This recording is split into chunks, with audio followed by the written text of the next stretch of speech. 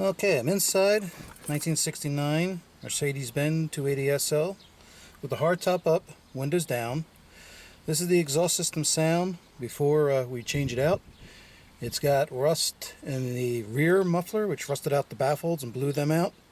Have a few holes in the center muffler and maybe the tailpipes leading into the muffler. So this is how it sounds before we change out that exhaust system.